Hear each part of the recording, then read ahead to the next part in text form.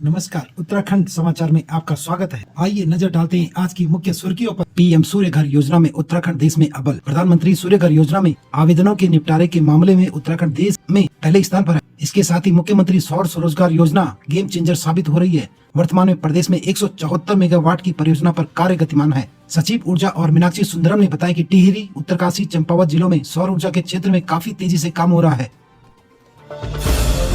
Post office में पंजाब, हरियाणा के अभ्यर्थियों की नियुक्ति पर कांग्रेस ने उठाए सवाल।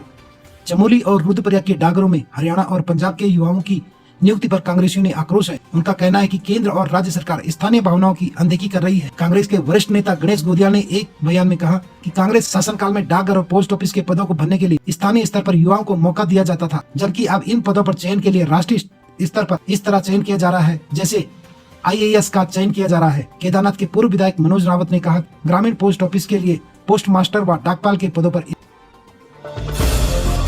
प्रीपेड मीटर से दिन में सस्ती, रात को महंगी मिलेगी बिजली। जल्द शुरू होगा प्रीपेड मीटर लगाने का काम। दिन, रात और शाम का टैरिफ अलग अलग होगा, बिजली खर्च भी घटेगा। राज्य में प्रीपेड मीटर लगाने के बाद बिजली के दाम 3 हिस्सों में बढ़ जाएंगे। दिन, शाम और रात की बिजली के दाम अलग अलग वसूल किए जाएंगे। दिन में बिजली सस्ती तो रात को सबसे महंगी मिलेगी। प्रदेश भर में 16 लाख घरों पर प्रीपेड बिजली मीटर लगाने का काम जल्द ही शुरू होने जा रहा है। UPCL मुख्यालय में इसके कंट्रोल रूम स्थापित हो चुके हैं। ट्रांसफार्मरों पर स्मार्ट मीटर लगाने का काम अंतिम चरण में है। इस बीच उपभोक्ताओं के लिए राहत भरी खबर यह है कि उन्हें 24 घंटे का बिजली का दाम एक जैसा ही नहीं देना होगा। बिल का झंझट होगा खत्म। बिजली की खपत की पूरी जानकारी मोबाइल पर ऐप के माध्यम से मिलेगी। उत्तराखंड से मानसून की विदाई, अब मौसम शुष्क रहने के आसार। उत्तराखंड, हिमाचल और यूपी के विभिन्न हिस्सों से दक्षिण पश्चिम मानसून की विदाई हो गई। हालांकि यूपी, राजस्थान और गुजरात के कुछ हिस्सों में अगले 2 से 3 दिनों में मानसून लौटेगा। नवरात्र के शुभारंभ से पहले मानसून ने विदाई ले ली है। ऐसे में अब मानसूनी बारिश की संभावना समाप्त हो गई है। वहीं अब कुछ दिन मौसम शुष्क रहेगा। देर रात डामटा के पास हादसा, बाइक दुर्घटनाग्रस्त होने से एक और घायल, खाई में गिरा युवक लापता। यमुनोत्री हाईवे पर डामटा के पास एक बाइक दुर्घटनाग्रस्त हो गई। हादसे में बाइक सवार एक किशोर घायल हो गया, वहीं बाइक चालक दूसरा युवक लापता है। जानकारी के अनुसार बुधवार रात करीब 8:30 बजे विकेश व आशीष निवासी ग्राम दावला, चक्राता, जिला देहरादून बाइक से नैनबाग से डामटा की ओर जा रहे थे। डामटा के समीप उनकी बाइक हादसे का शिकार हो गई। सूचना पर घायल आशीष को निकालकर उपचार के लिए प्राथमिक स्वास्थ्य केंद्र डामटा ले जाया गया। वहीं बाइक चला रहे विकेश के खाई में गिरने से उसका पता नहीं चल पाया है। सर्च अभियान के लिए बड़को SDRF को घटना स्थल के लिए भेजा गया है। गर्भवती को जिला अस्पताल से देहरादून किया रेफर, कुछ देर बाद एम्बुलेंस में दिया बच्ची को जन्म। उत्तरकाशी में एक महिला के एम्बुलेंस में बच्ची को जन्म देने का मामला सामने आया है। बताया जा रहा है कि जिला अस्पताल से देर शाम 108 में एक गर्भवती देहरादून के लिए रेफर किया गया था। रास्ते में करीब 7 किलोमीटर आगे ही महिला को प्रसव पीड़ा हुई तो 108 कर्मियों ने महिला का सुरक्षित प्रसव कराया। जच्चा बच्चा दोनों सुरक्षित है। रुद्रप्रयाग के प्रियांशु का उत्तराखंड 19 क्रिकेट टीम में चयन। जखोली ब्लॉक के दूरस्थ त्यूखर गांव निवासी प्रियांशु पंवार का चयन उत्तराखंड की अंडर 19 क्रिकेट टीम के लिए हुआ है। प्रियांशु 4 अक्टूबर से हैदराबाद में शुरू हो रही भारतीय क्रिकेट कंट्रोल बोर्ड की घरेलू क्रिकेट प्रतियोगिता वीनू माकंड ट्रॉफी के लिए प्रदेश की टीम से खेलेंगे। युवा खिलाड़ी के प्रदेश की टीम में चयन पर खेल प्रेमियों में खुशी जताई। गुलदार की एंट्री के बाद FRI के गेट पर्यटकों के लिए बंद, जानिए कब तक रहेगी पाबंदी। FRI वन अनुसंधान संस्थान यानी FRI को आम लोगों और पर्यटकों के लिए बंद कर दिया गया है। 2 से 6 अक्टूबर तक संस्थान परिसर बंद रहेगा।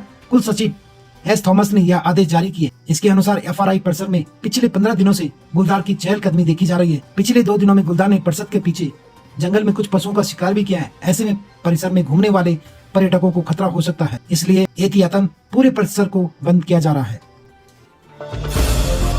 ओला उबर के बाद 3 और ऑनलाइन टैक्सी सर्विस से सफर करेंगे यात्री, किराए को लेकर भी हुआ फैसला। ओला उबर की तर्ज पर उत्तराखंड में 3 और कंपनियों को online taxi booking app best service शुरू करने की मंजूरी मिल गई है। कुल्हान स्थित परिवहन मुख्यालय में राज्य परिवहन प्राधिकरण की मंगलवार में हुई बैठक में यह निर्णय लिया गया। हल्द्वानी की हिटो हिट सॉल्यूशन को 3 व्हीलर सेवा व एम्बुलेंस के लिए, जबकि चमोली की रूपकुंड पर्यटन विकास समिति व देहरादून की रोपन ट्रांसपोर्टेशन सर्विस के ऑनलाइन टैक्सी बुकिंग के लाइसेंस के आवेदनों को स्वीकृति दी गई है।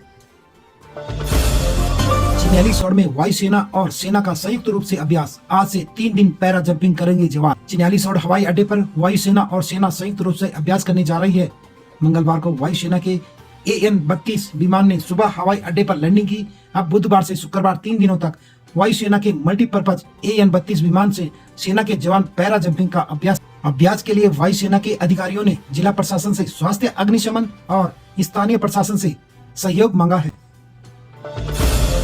बच्चों की फीस में 1 करोड़ से ज्यादा के गबन के आरोप में महिला क्लर्क गिरफ्तार। एक निजी स्कूल में बच्चों की फीस के 1.09 करोड़ रुपए की धोखाधड़ी के आरोप में महिला क्लर्क को पुलिस ने गिरफ्तार कर लिया। स्कूल प्रबंधन डॉक्टर जया पटेल ने स्कूल की क्लर्क अनुराधा और उसके रिश्तेदारों पर आरोप लगाया था कि उन्होंने फर्जी फीस रसीद तैयार कर 1.09 करोड़ रुपए की धोखाधड़ी की है। इस मामले में SP अमित श्रीवास्तव ने पुलिस अफसरों की निष्पक्ष जांच के आदेश दिए। कोतवाली प्रभारी अमरजीत सिंह की टीम ने फीस रसीदों, रजिस्टरों, बैंक स्टेटमेंट, अभिभावकों व बच्चों के बयान दर्ज कर साक्ष्य जुटाए, जिसके बाद अनुराधा को गिरफ्तार कर लिया गया है। वहीं अन्य लोगों की भी भूमिका की जांच की जा रही है।